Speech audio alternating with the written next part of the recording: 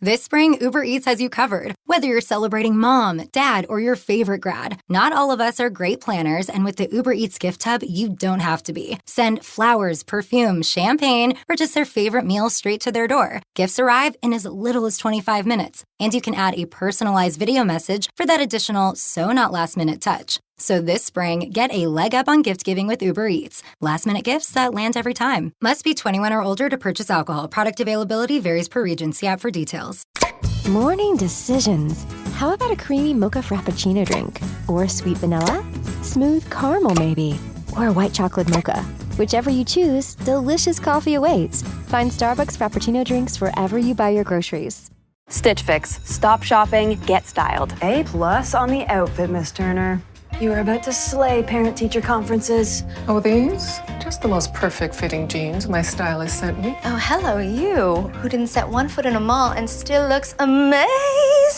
Just share your size, style, and budget, and your stylist sends personalized looks right to your door. Stitch Fix. Get started today at stitchfix.com. To my stylist.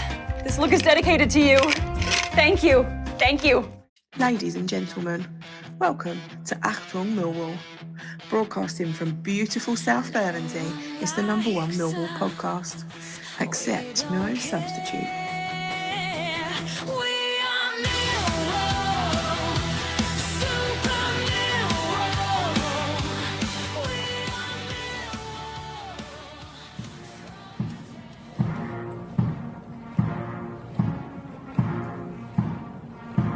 That was, of course, the Funeral March by Chopin from the State Funeral on Classic FM. Joining me now is Harry Warren and Michael Avery, our undertakers from Warren and Avery Funeral Directors. Welcome, Michael and Harry. Morning after that 2-0 loss, boys. How are we handling things? Harry, how are you? You said you're quite philosophical on that group chat. Are you still philosophical? Yeah, I'm philosophical. I'm philosophical in the sense that at least they'd done it early enough for me to have 25 minutes of realising the dream was dead. It wasn't quite as traumatic as Stern John in the last minute, but it was equally as gutting. But yeah, I don't really know. It's a hard one I to don't really take. know what to say.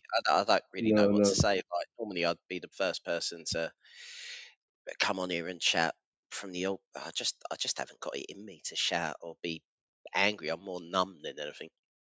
Michael, you numb, mate, morning after, night before? Yeah, I'm not going to lie. Normally, I come out with one of the old dad jokes that everyone has a little smirk at, but yeah, it's just really disappointing.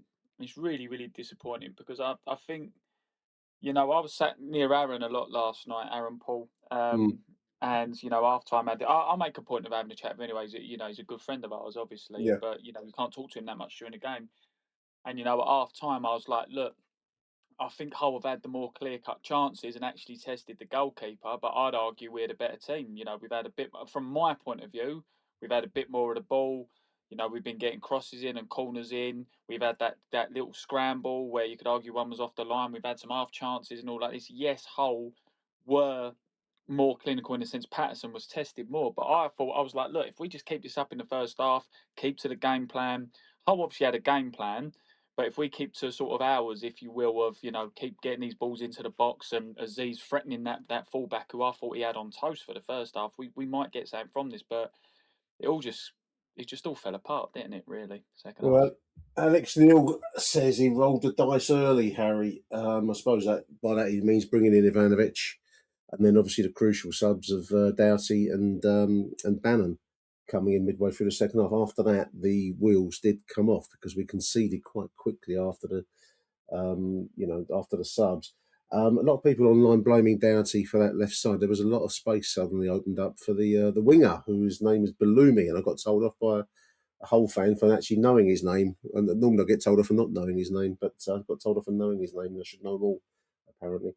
But first goal was going to be crucial, and that's where it came from, down our left there, right, Harry? Yeah, I think Alex Neil perhaps will be sitting there today as deflated, if not more deflated than the rest of us, and probably this is going to sound really ridiculous. So I need to caveat this with: we finished third. It was a fantastic season. Alex Neil has led us to a third place finish with our record amount of points in this division. That doesn't allow you not to criticise, with the benefit of hindsight, decisions. By the way, Millwall people shouting and hollering and hooting before I say this. Mm. Mihajlo Ivanovic this season has proven to me that he is not good enough. I'm sorry, he is not good enough without the ball, and to bring him in that game to change what we were doing, which at 0-0, let's have it right. I know Hull were gaining a foothold in the game. I Mm. think the change wasn't to bring another striker on who isn't good enough.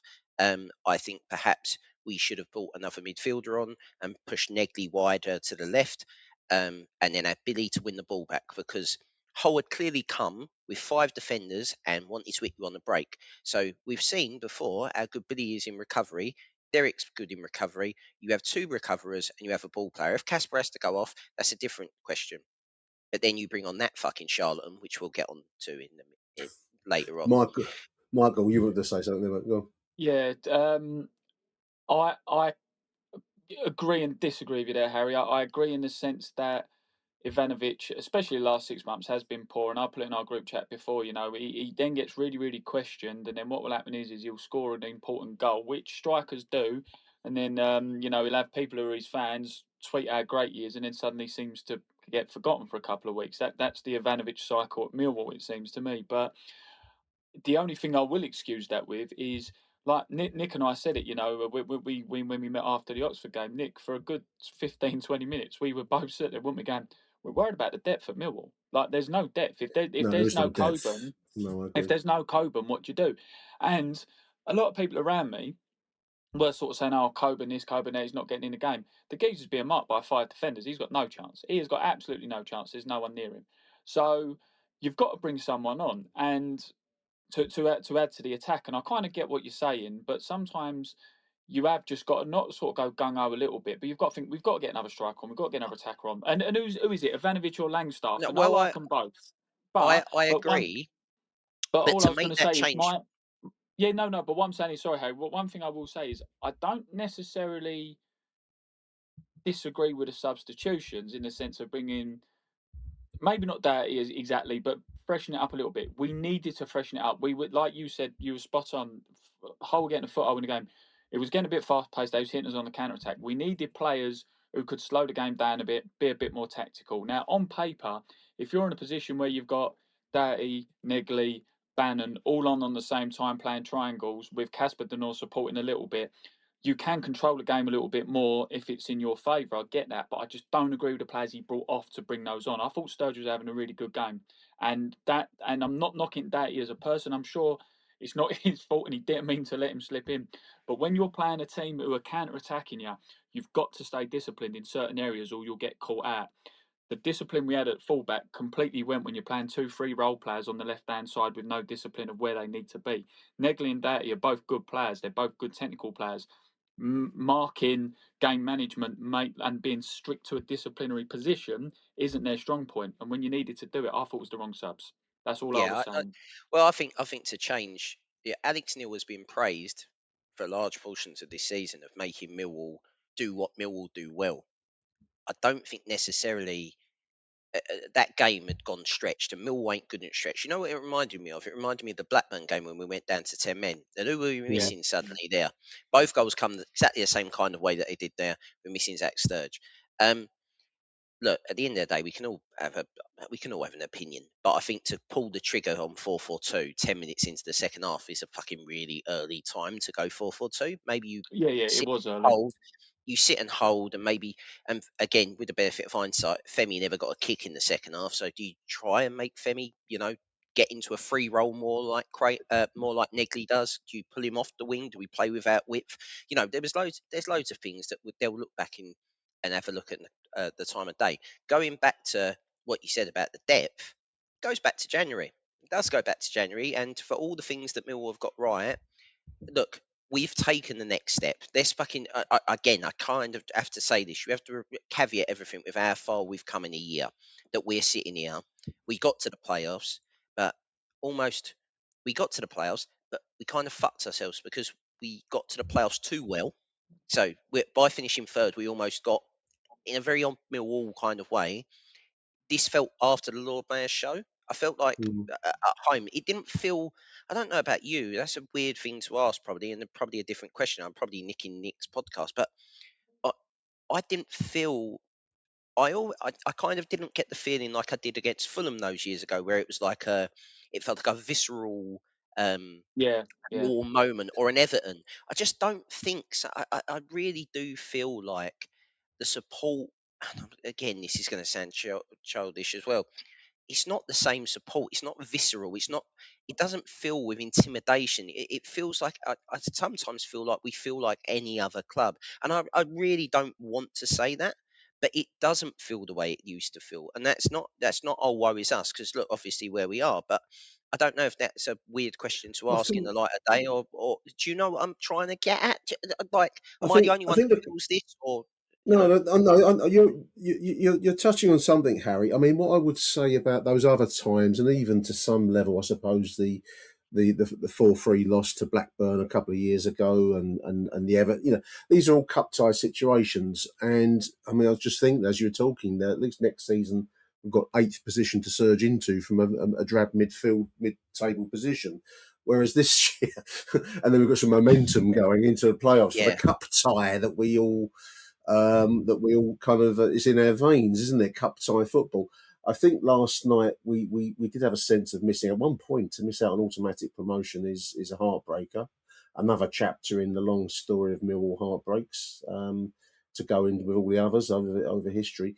Um, and I thought actually we did well up at Hull. I thought to come away from there with a 0-0 draw was not a bad result. We played well there. But what we don't do very well, and I said this on my little video that I did at the end of the game, is we don't break teams down very well. We don't really have the quality, and that's the word that's probably going to crop up a lot in the post-match assessment. We don't have the quality and depth to break apart a side that was actually well organised. I thought Hull had that, the old classic banks of defenders in front of us. And every time we went forward, Femi was being doubled up on, and Josh Coburn was having to fight off 2 men rather than the normal 1 man that he's got wrestling him. And we don't really have the quality to break that down. The only players of quality we do have might have been Barry Bannon, who we'll come back to because he can find the pass from midfield, but he hasn't really been played that often. I don't know that Alex Neil, for whatever reason, clearly hasn't used him enough. Let's just say that. We don't want to get into the Yeah. soap opera side of that.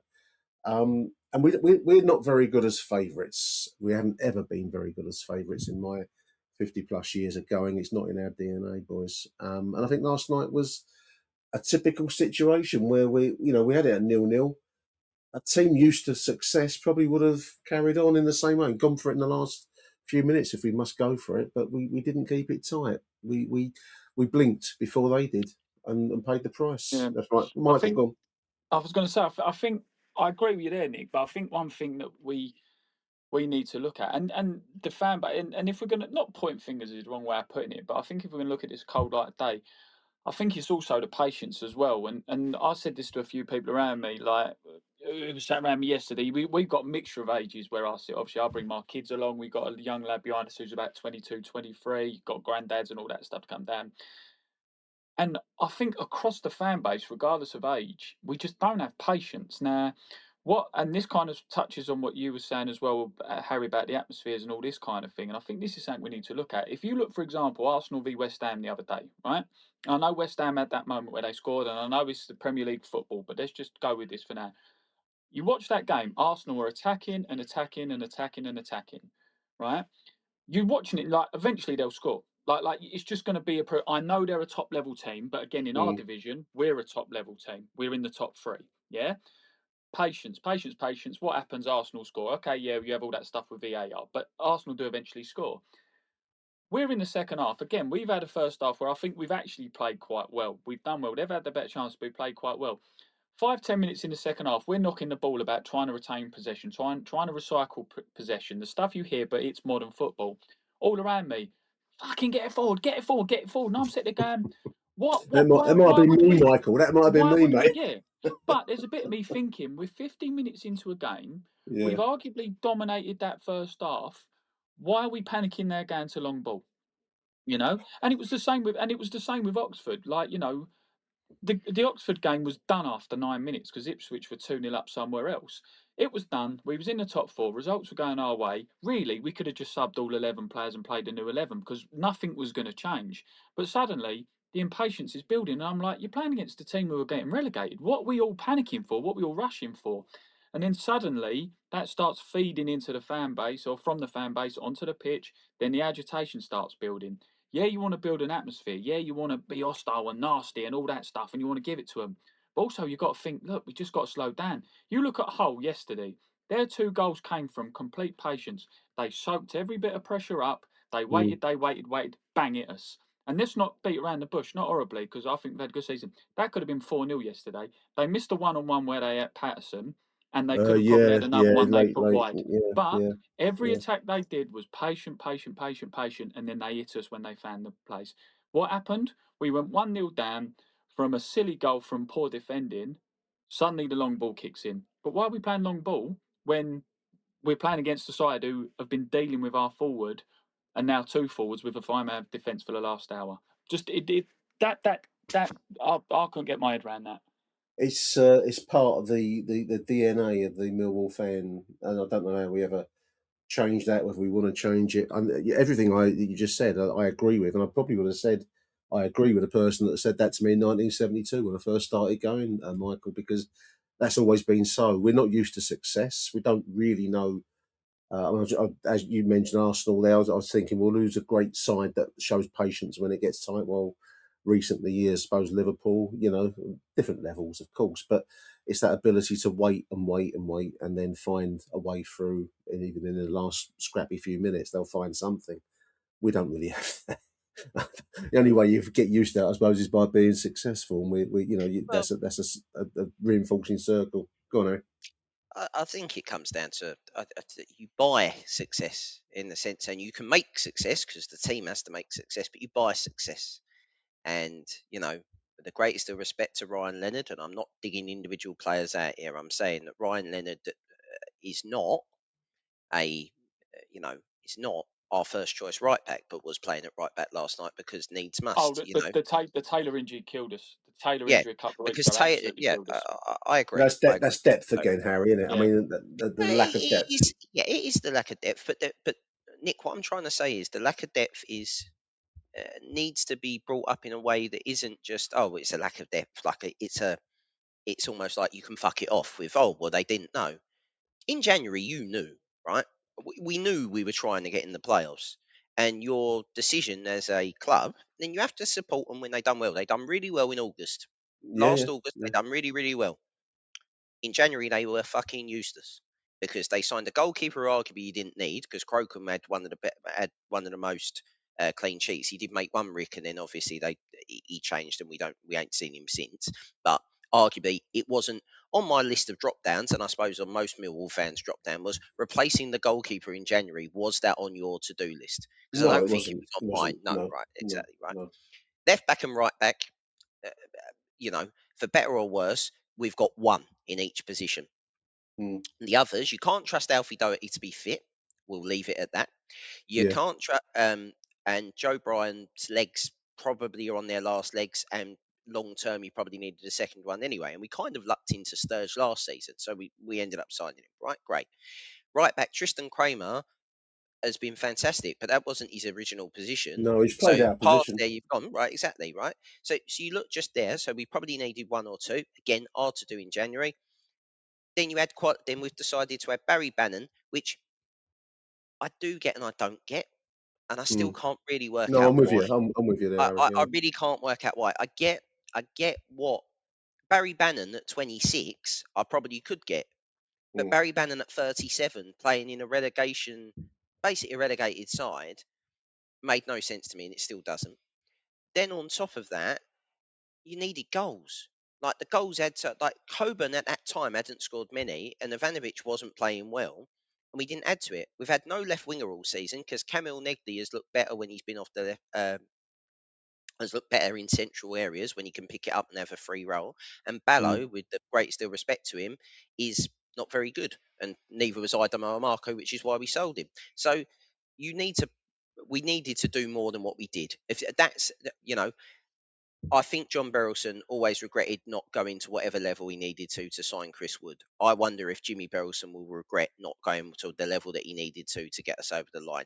Again, we're in the playoffs, so we have to. Well, we've been in the playoffs and we missed out automatic promotion, so it nearly worked out. And for all this, but those points that we dropped with maybe more of what we've added would have made a massive difference. But again, you have to say it was a great season. But I'm quoting from Moneyball here. Anyone who's ever read the book or watched the film is fantastic.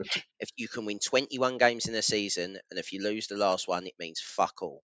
And I am telling you now, no one cares. And that is the exact honest way how most Millwall fans are probably going to feel. You can support them and go, it was a great season. But again, we start in the Championship next season. You The look thing at the that other does teams, me, you look at the budgets, you look at everything, and it don't get easier. It gets Yeah. fucking harder. Achtung, Millwall. the thing that does me, and what's the most disappointing thing for me, and I've said it amongst us, is that nobody wanted second, did they? How many times? I know Middlesbrough had it for so long, but I guarantee you this now: whoever wins the playoffs, apart from Hull, because obviously they snuck in on the last day, but every Millwall, Middlesbrough, and Southampton fan will sit there and think, if we just did a little bit more, we'd have gone up automatic. I Yeah, mean, we were nibbled, weren't we? Like, let's have it right. Let's call it what it was. We win the Blackburn game, everything changes. And I know Yeah, what happened yeah. afterwards. I'm sorry. The momentum shift of that, you don't have to go, because it changes how you can set up. We're a counter-attacking team. We could sit there and go, yeah, we're quite all right to drawing with Leicester suits us. We're fine. It's in our own control. We'll take it to the last day But against but but relegated the Leicester game's going to be a what if. The West Brom game's Yeah, going to of be a what course, if. of The there's course, so Coburn many game what is ifs. You can go for the whole Wrexham games season. But the Yeah. thing, let's have it right. That it's it's so Millwall, right? The way that it's all coming, and in my lifetime, so I didn't get to see the playoffs that I can remember in the Championship that I can actually remember are Birmingham and now Hull, right? Mm. I've never seen us win a game. I know, and We, we've never haven't, won a not at game at championship this level. We've never level in the won it at this playoffs level. ever. No, So never. there is a Not big, a championship level playoff football. a We've big never won anything. Our best result was a 1-1 draw in 2002, and now Hull away on Friday night, which is a 0-0 draw. Because playoff football doesn't seem to suit us. High stakes, live or die football, and it don't get bigger than the stakes that are on the table. And for some reason, it has a counter. I mean, we had the big atmosphere. I thought at the start of the game, it was a noisy den last night. But it fades quite quickly when it dawns that I think that things aren't going to go quite the way that we want them to, Michael. And it becomes counterproductive at a certain point. I was just looking at the goal scoring record for the season. Femi Aziz, obviously, in all comps, listeners, 11 goals for the season for Femi. Josh Coburn's got 10, and with a fairly limited number of starts. And Mihailo's on 9. And then you're going down to Camille Negli with 5, and then the rest, There's your answer. What have I been saying all season, half tongue in cheek? Aziz is slowly becoming that Jed Wallace. Goals win your games. I mean, we touched on that. Harry touched on it earlier on about right back, left back, and these are all valid points. We could have done with, reinforced. We didn't need a goalkeeper. We did need someone to bang the ball in the back of the net, which is gold dust in football. But let's try and take it to a more positive spin, because we are the Undertakers here, listeners. But hang up, Harry. Hang on. But I mean, we're going to be looking almost certainly at sales now across the summer. So I'm going to guess. I don't know. Got no inside track on this, but Femi and Tristan have been widely touted as our big high value targets. Would Camille Negli be amongst one of these high value? Would you sell Camille, Harry, if money comes knocking at the door? I mean, I wouldn't sell any of them if I have a chance, but I mean, that's that's the not where model, we isn't live. it? Do I sell? I don't think you can. I think they will. Does that make sense? I think it's a very dangerous. You can probably put the limit on 2. I don't think you necessarily want to sell any more than 2 in a window. I agree. Because you've already got, maybe the 2 off the rank this time are Kramer and Aziz, and the next 2 are Taylor and Camille. I'd assume. But let's I'd have soon it see right. both stay if we can. I mean, I think both have got development to go. I mean, Femi probably is now at a stage where he will want Premier League football, and you can see him going to one of the lesser lights, the promoted teams, perhaps, or one of I the don't think I think that's very very. Uh, I don't think that's necessarily true. I think the money side of it is that he is probably a mid-range Premiership football player. And because a lot of the division is a mid-range Premier League side, um, I think we're looking at probably anyone from fucking 7th to 14th is probably the where Femi probably slips in, because you got to remember as well, he's got the English tax on him, Femi. So you will automatically pay more because you have to have a certain amount of English players in your Premier League 23. Did I not read he selected Nigeria as his national team? I don't know if that makes any Oh, was he? impact on it. I I, thought I'd read that. I could be wrong because he I thought qualifies for he. a number of Oh, does he? nationalities. I think. I thought, Um, again, mate, if that is true, then that makes everything that I've just said bollocks. So there we go. It won't be the but who first time in the knows? I mean, podcast. My Total my bollocks. my issue isn't necessarily selling them; it's who we replace them with. but Yeah, there this would have is been hopefully two lists. this is the Yeah, model. We're gonna, let's say we will probably sell Femi Aziz and Tristan Kramer. Let's just take that because that's been the widely touted, move that will be made at the end of the season. The thing is with this model is we don't really know who we're going to sign. There'll often be players that none of us have heard of. I hadn't heard of Camille Negley as one example, nor Derek Mazusaka. I mean, the recruitment team have been pretty good at finding, you know, diamonds in the rough or whatever cliche you want, and that's going to presumably be the way we play it across the summer. So hopefully no more than two, as Harry said, but then we don't really know much about the incoming signings. So it's going to be an interesting summertime, chaps, isn't it? Well, the thing is, there's got to be a bare minimum amount that you think they're worth as well, which is an important point of this. Is that you sell high and buy low. You don't sell low and buy high. No. Femi and Kramer to me are probably collectively worth what, somewhere between sort of 30 and 40 million, somewhere in that region. Yeah, individually, 15 to 20-ish. I don't know. But Maybe you just maybe look about at just 15. that look at means we'll sell them for about 3.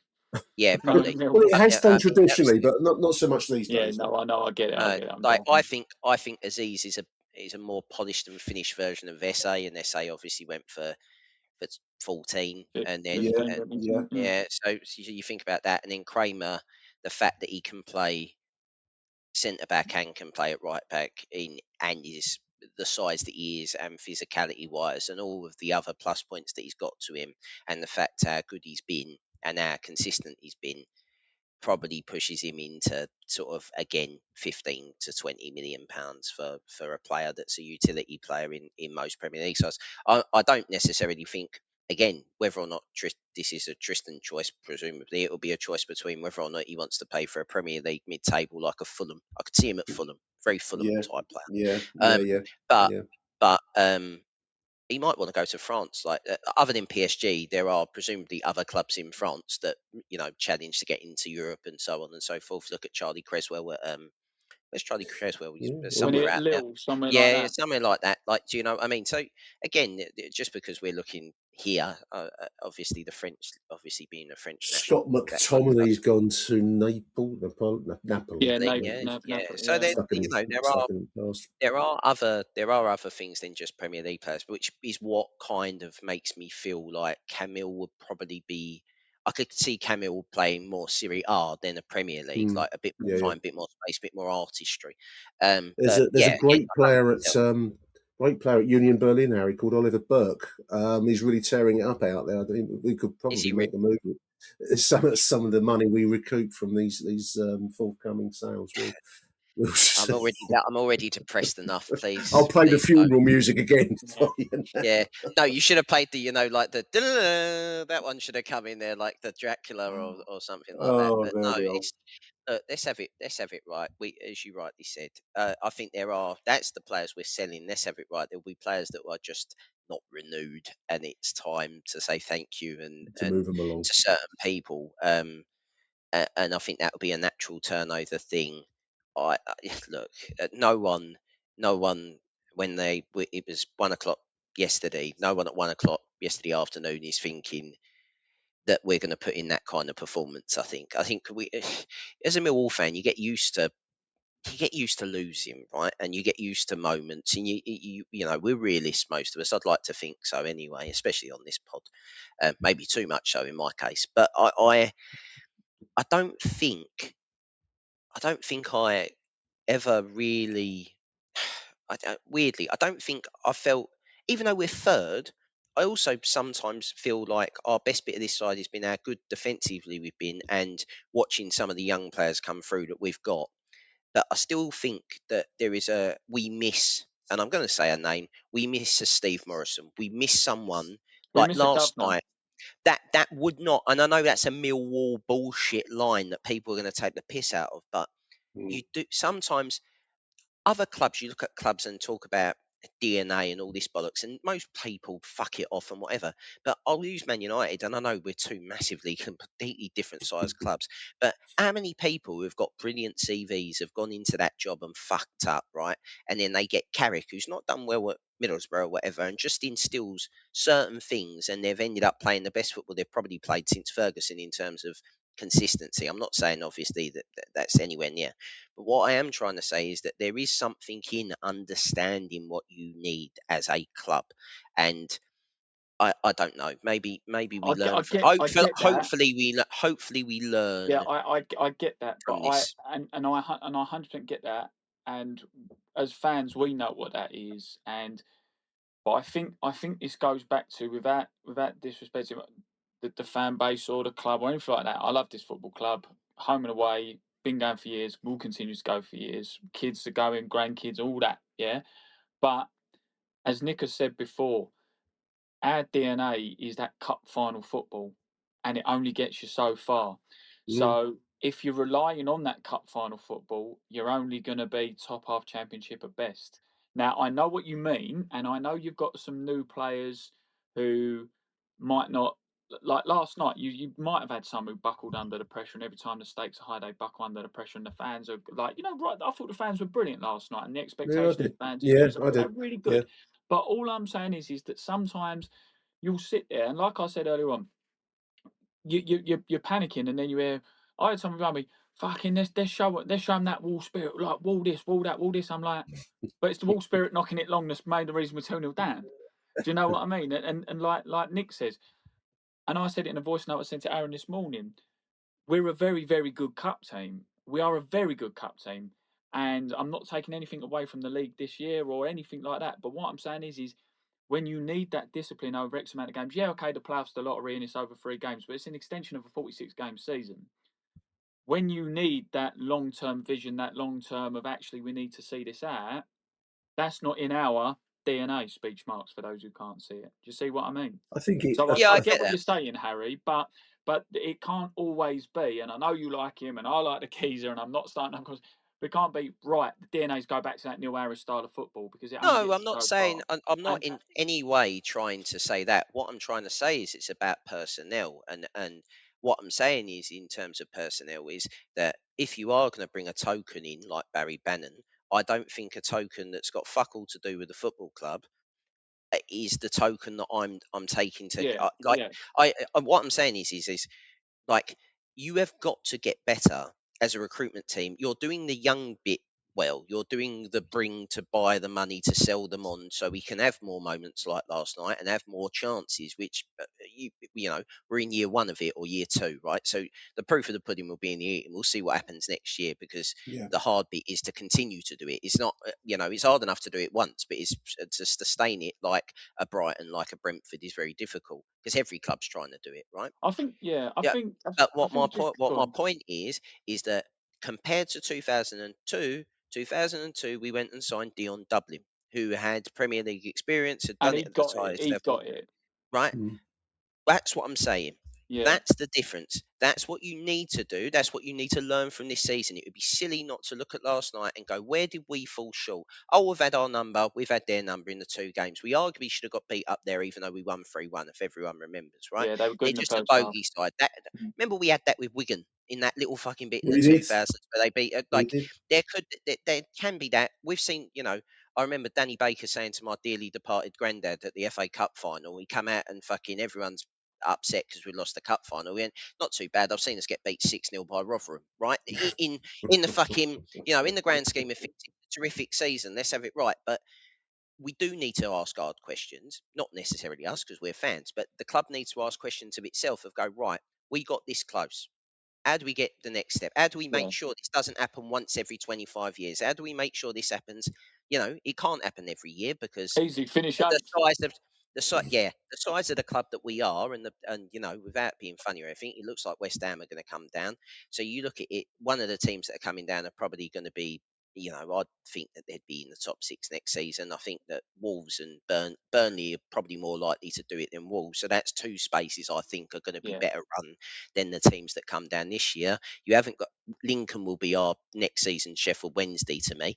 So you start looking at it and you go, right, what the fuck are we going to do now? And Wrexham will spend big again. Yeah. You've got to match these teams. Thank fuck there's 2 more spaces, and you've just got to pick yourself up and go again. But there will be a hangover because fuck me, a Millwall hangover's unlike any others. At least this time we didn't torch half of Bermondsey, so there's not kind of like an off the No, field hangover. we didn't have a riot. That was my minimum ask for the night, listeners, and we didn't get that. Although the police did have a van wedged across John Berylson Way, just to try and antagonise people, in my opinion. But anyway, there we are.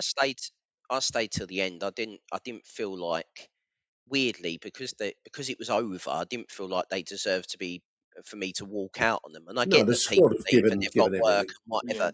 So it weren't like I didn't even have it in me to, sometimes I think like in the difference is when we lost to Blackburn, I felt like we'd lost it and it was a complete dereliction of duty by all involved, really. Yeah. Last night I just saw, I don't know if this is going to sound really woke for a Millwall podcast, but we're going to say, I think they want it. They obviously want it as much as we do. And I think there's certain people in there that care too much. And therefore it means it clouds your judgment. You don't play like a football player, you play like a fan. And when you start playing like a fan, you make bad decisions because you don't do the things that you'd normally do. And I think there is a little bit of that they understood how big it was. And by understanding how big it was, it almost becomes the Everest of fucking things, you don't do the natural thing well. Also, let's point out that if Ryan Leonard's goal stands at it's a completely different fucking ball game when we come here. And I still don't think it was a foul.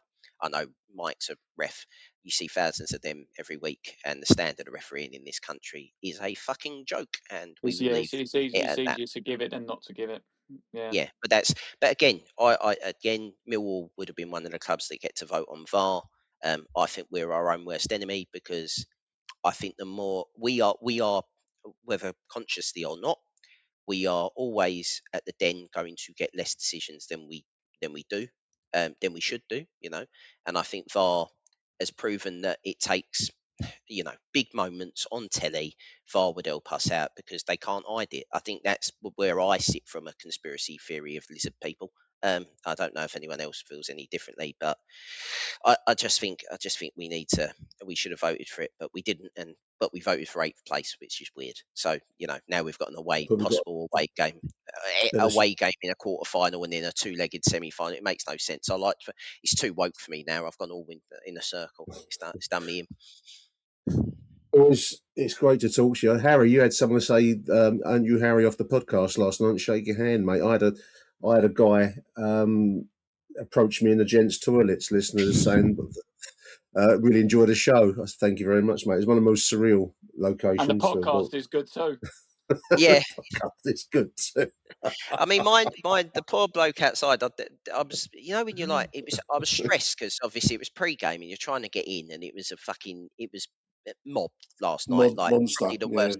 I got there early for that reason. Yeah. Yeah, so I got there it's still about 7:15 in outside the Dockers Lower, as I was absolutely mobbed, and this poor bloke's like trying to have a conversation with me, and I'm just like, but you've told me before, Nick, that Nick's brilliant at this. Nick's great at sort of like talking to people and then disappearing. He sort of just makes up a reason for Nick to leave, right? But I couldn't leave because I was in a queue, so I was stuck got out the gents double quick. Yeah, I bet you did. Yeah. It's like, what was the your line to concern, me dear before? listener, was Nick was in a cubicle at the time. Yeah. The bloke come and sat on his lap.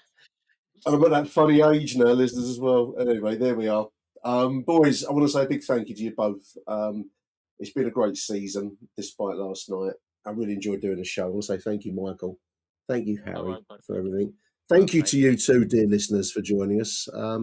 Stay tuned. Probably going to fill out the rest of the show with some voice notes. So big thank you, Michael and Harry. Hello. Good morning, Nick. Experience a membership that backs what you're building with American Express Business Platinum. Get 2 times membership rewards points per dollar on eligible purchases in key business categories, as well as on each eligible purchase of $5,000 or more, on up to $2 million in eligible purchases per calendar year. American Express Business Platinum. There's nothing like it. Terms apply. Learn more at americanexpress.com/business-platinum. When you need to build up your team to handle the growing chaos at work, use Indeed Sponsored Jobs. It gives your job post the boost it needs to be seen and helps reach people with the right skills, certifications, and more. Spend less time searching and more time actually interviewing candidates who check all your boxes. Listeners of this show will get a $75 sponsored job credit at Indeed.com/podcast. That's Indeed.com/podcast. Terms and conditions apply. Need a hiring hero? This is a job for Indeed Sponsored Jobs. Barnsley here. Thought I'd drop you one last message this season. Yeah, absolutely gutted, devastated, you name it. I felt he would have kept the same team. I think I felt there was no need to change it. But when they played 5 at the back, I think, Coburn was very isolated. Didn't get any of the ball. I thought they started off very, very well. And tactically, they'd done a job over us, definitely. It was up to Alex Neil and the team to try and sort that, but I don't think they did ever come to terms with it. We huffed and puffed. We were putting 8-4 balls in the box. Not really creating anything. It was a shot from Sacco from a few yards out, but that was it from our point. But, obviously Patterson had a brilliantly saved from himself, which was good. It was another cagey first half, shall we say. And then second half, I think we've got to be a little bit careful what we say, and we're all angry and all that. But, I think the substitutes were wrong. But, Alex Neil, how many times has he got it right? We can't question what he's done. Doherty, I'm sorry, he's not a left back. He's out of position so many times, and I'm not. He's played well this season. Needs to get fair. Everyone knows that. I'm not slagging the fellow off, but a guy that quality, you've got to get tight straight away. And he just that little side step of backing off. And I think Cramer obviously told him what he thought as well when he did that. And the guy curled in. It was a great finish, no doubt. Nothing Patterson could do. But you've got to get tight. You've got to get tight and push him out wide or whatever. But he didn't do that. And it's been a couple of times this season where he's done that, or he's just not looked in behind him. And I really don't understand why Sturridge can't play, with Doughty in front of him. I don't get it. There must be something going on there. But, we're not going to single people out. But it was very disappointing, that goal. And it took the wind out of our sails, and we were like, where are we going to go from here? Sturridge coming off. As I said before, I thought Sturridge had a great game. Maybe he's in the red zone and all that crap, but I thought he was very, very good. Egley was brilliant again tonight. Coburn had no service and was just getting battered by the centre-halves. Mihailovic come on, won a couple of headers. But we just seemed to be pumping 8-4 balls in, and, obviously change Bannon, you wanted to change things up. Didn't really work, did it? I thought Sacco was a man of the match. Never gave up. We've got a player there. We built, the team around this young man because he's a good player. We need to work on him. But yeah, and then the second goal, Cooper was caught in 2 minds what to do with it, pull it out. But obviously we're waiting, time's ticking. I think it was a little bit too cute, and then lost the ball.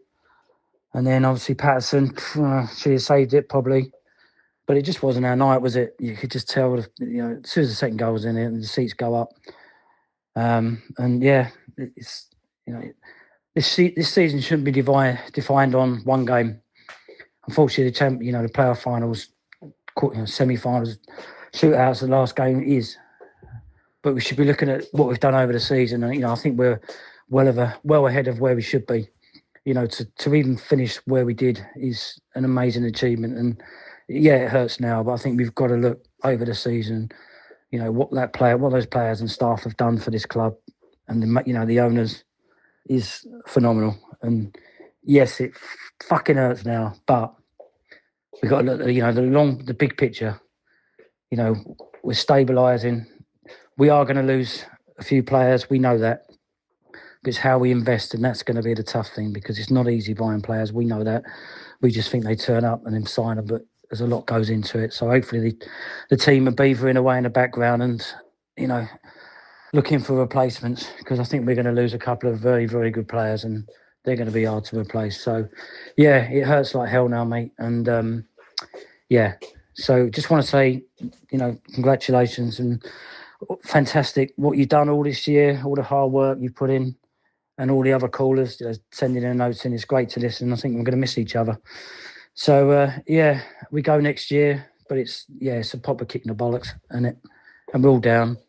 But, in a couple of days' time, we've really got to look at it and think, you know what, how proud we are of these boys, because what they're giving us this year is hope and, some fantastic football at times. Yes, the home form has caused a bit of an issue. I can relate to that. But it's what we've done over the season, and to be where we are, it's just brilliant. It really is. And we're down now, but we'll be up again, and that's what we need to do. So, just another reminder, we've got our over 40s game, not this Friday next. So you fancy a laugh, seeing loads of old blokes thinking they can still do it, turning around, doing the skills, step overs, fall overs, you'll see it. It's the old Keystones Cop, shall we say, one for the kids. But get down there. It's all for a great cause, raising money for the Alzheimer's and obviously for the food hub.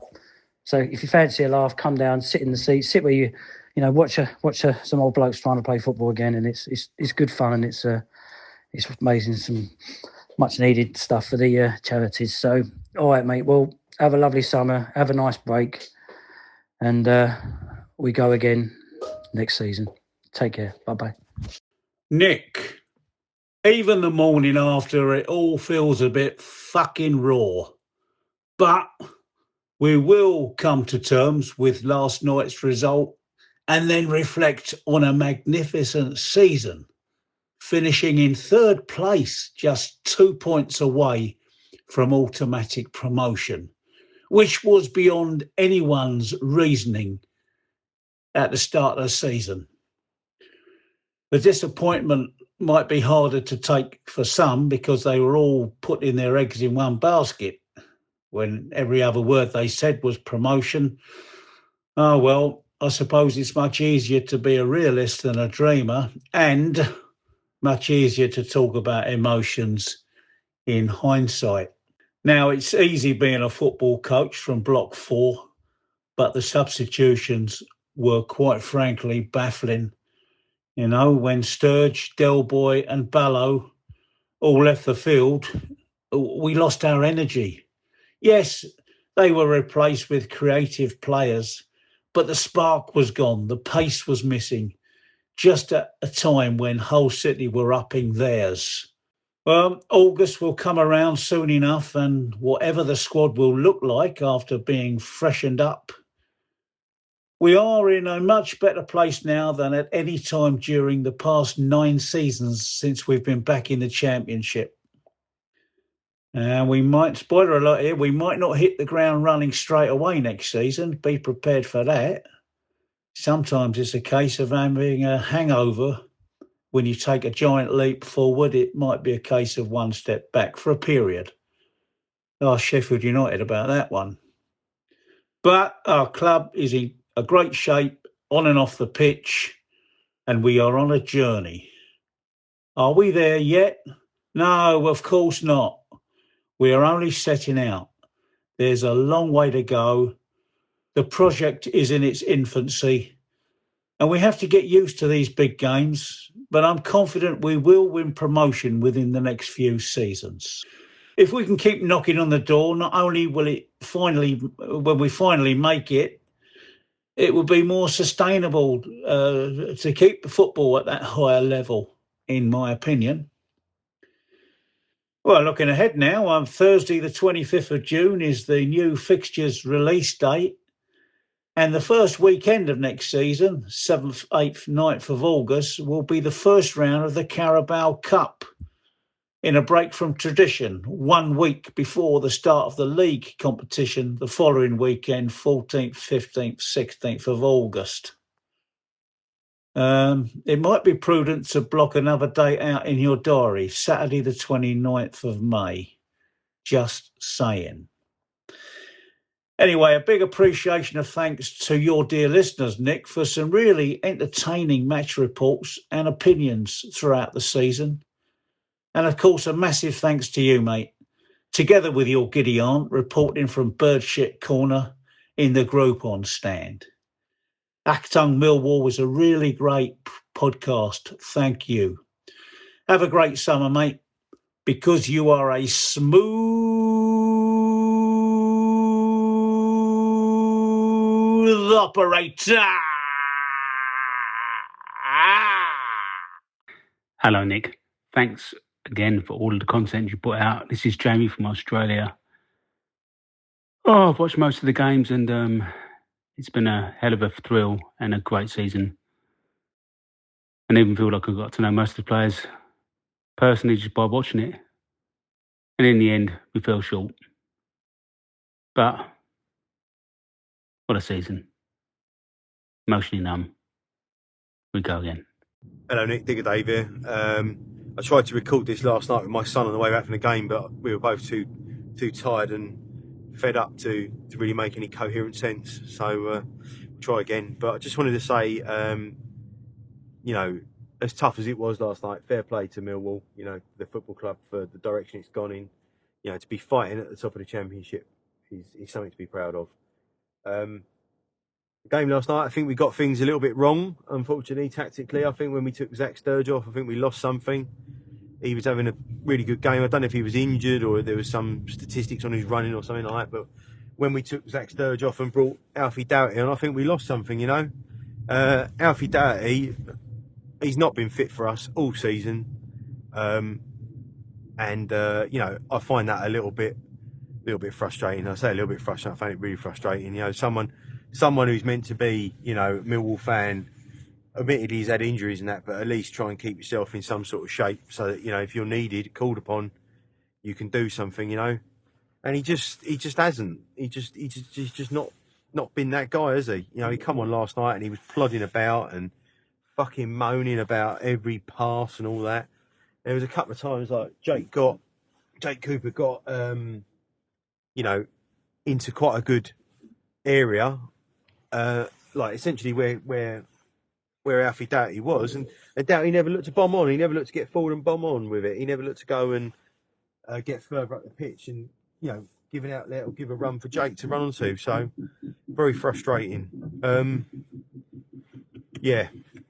I hope Kramer's all right. That was quite a serious injury to him, or it looked like quite a serious injury at the end there. And I noticed as well there's been a bit with old Barry Bannon's missus on social media where she's come out and publicly slagged the manager off. And then she's deleted her bloody social media as well off the back of it. So God knows what's going on there.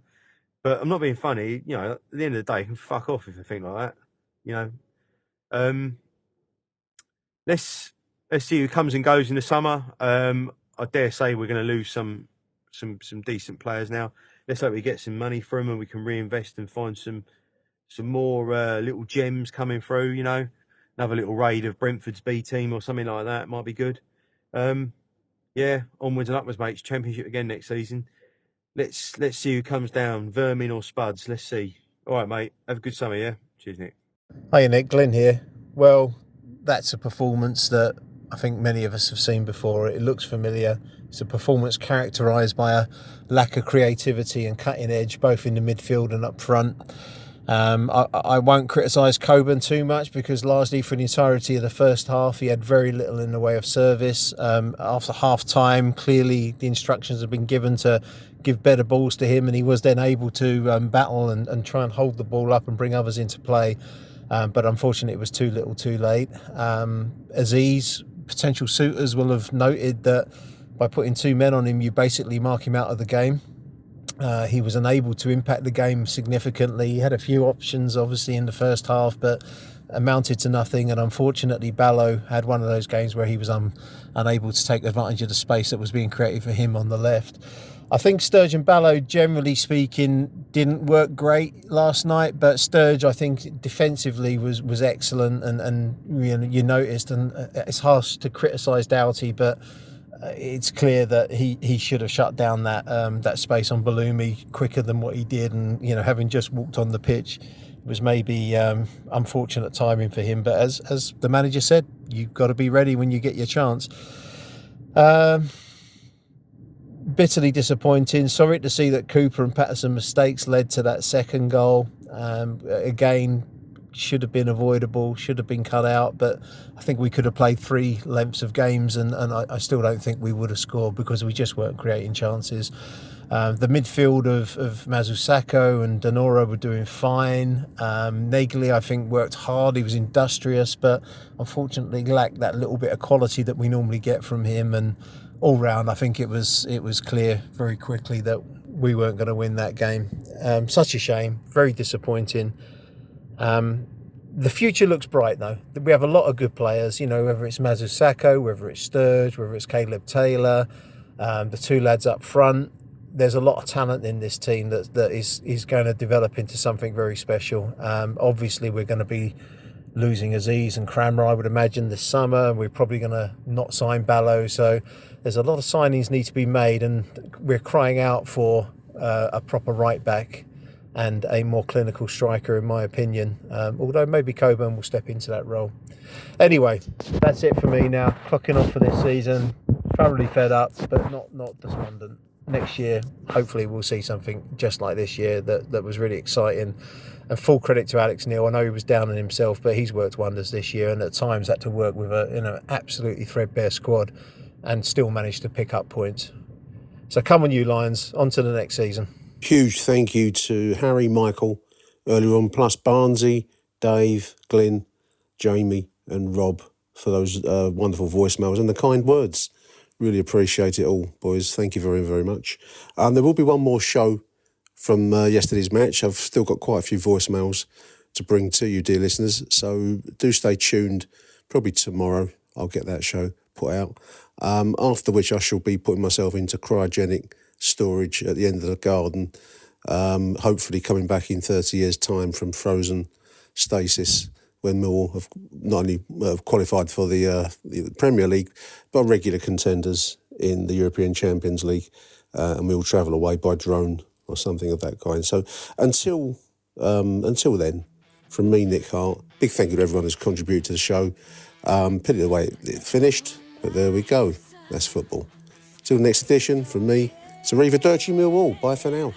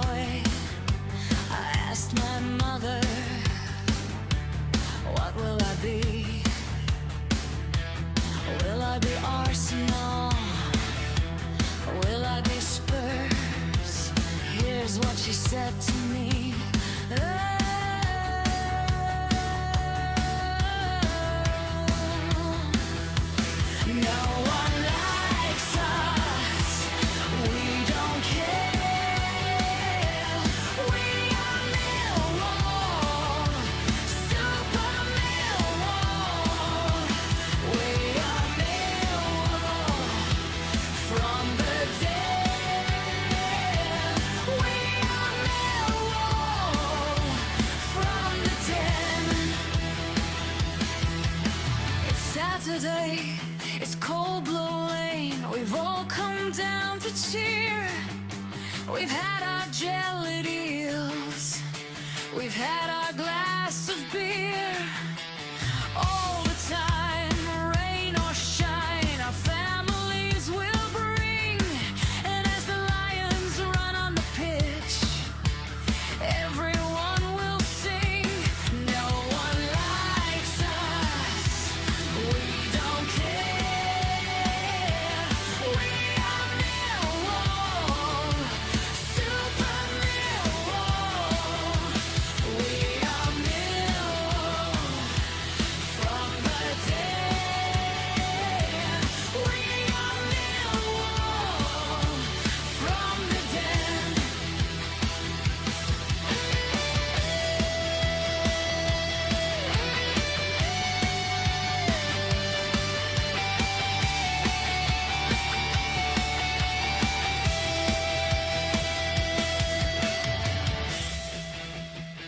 Who do you want to watch?